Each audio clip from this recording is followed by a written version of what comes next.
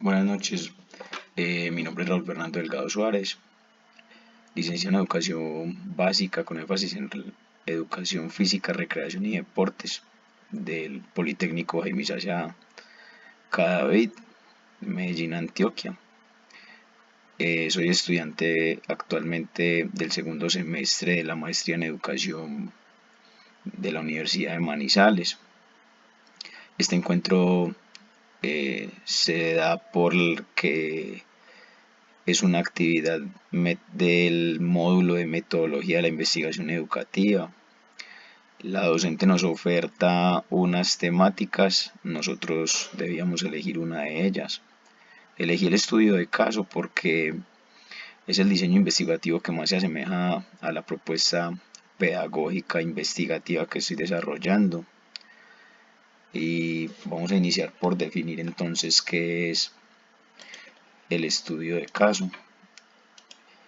El estudio de caso se define como un análisis de profundidad de un tema concreto. A menudo es una situación del mundo real, un individuo, un grupo o una organización. Es un método de investigación que, como lo dice allí la diapositiva, implica un examen exhaustivo de un caso concreto para comprender mejor sus complejidades, dinámicas y su contexto.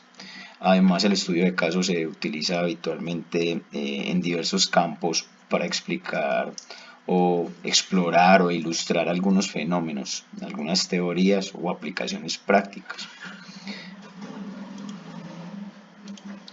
Dentro del estudio de caso se pueden enunciar tres denominaciones de estudio de caso. Encontramos un estudio de caso intrínseco, donde el objetivo principal es la comprensión profunda del caso en sí mismo. Este estudio de caso trae unas características de perspectiva particularista, tiene una finalidad de aprendizaje, tiene un interés en el caso y, como su mismo objetivo lo dice, tiene una comprensión profunda del caso. El estudio de caso instrumental, por ejemplo, eh, es un análisis de caso particular de persona, grupo u organización, no por su propio interés, o sea, ninguno de allí se investiga por su propio interés. Las características de este estudio de caso instrumental es que es un enfoque de tema general, tiene indagaciones de cuestiones generales, muy global, muy macro, todo lo que la información que allí se pide en este estudio de caso. También otra característica es que es aplicable a diversas disciplinas.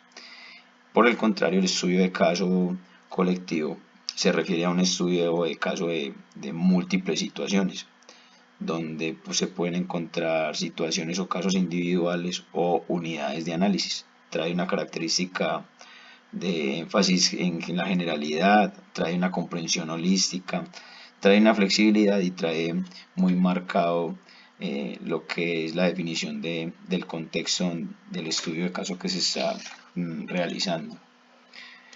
Para seguir hablando de los estudios de caso es importante remontarnos un poquito a la historia y al origen. Dentro de la historia encontramos que las tres grandes ramas que atendieron o que dieron luz al estudio de caso fueron la sociología, la pedagogía y todo lo que tiene que ver con la medicina. Como lo dice ahí la diapositiva, en la sociología el precursor fue Friedrich Lepley en Francia, quien utilizó la observación directa y la vida de las familias para recopilar datos. Ese fue el estudio que realizó o la investigación que realizó el hombre utilizando este diseño. Además podemos citar como ejemplo las descripciones de casos clínicos que aparecen en los códices egipcios antiguos o las notas biográficas escritas por diferentes pueblos en tiempos remotos. Estamos hablando aproximadamente del siglo XIX, siglo XX, los años 60, años 70, donde en Estados Unidos eh, Friedrich Lepley fue el primero en enunciar o traer resultados desde un estudio de caso.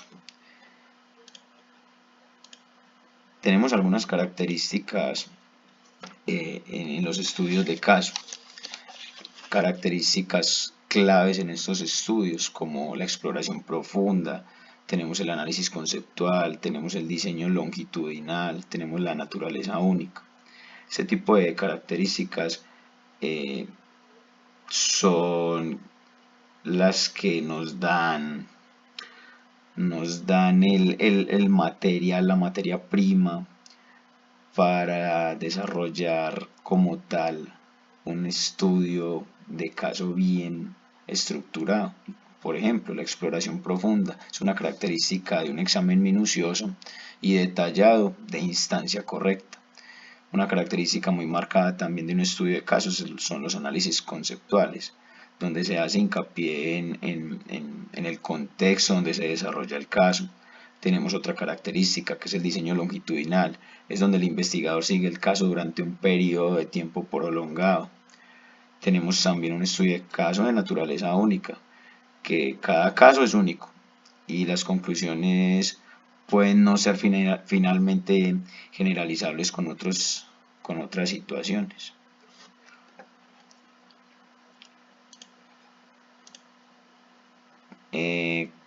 Comúnmente se estudia desde los estudios de caso, como lo pude enunciar ahora, o los estudios de caso se vieron reflejados primero en áreas de la enseñanza, en áreas del campo clínico, en áreas de la evaluación, en áreas de diseños estratégicos o en diseño de estrategias de intervención. Por ejemplo, en el área de la enseñanza, encontramos que es un recurso didáctico para mostrar evoluciones, o como lo dice allí la diapositiva.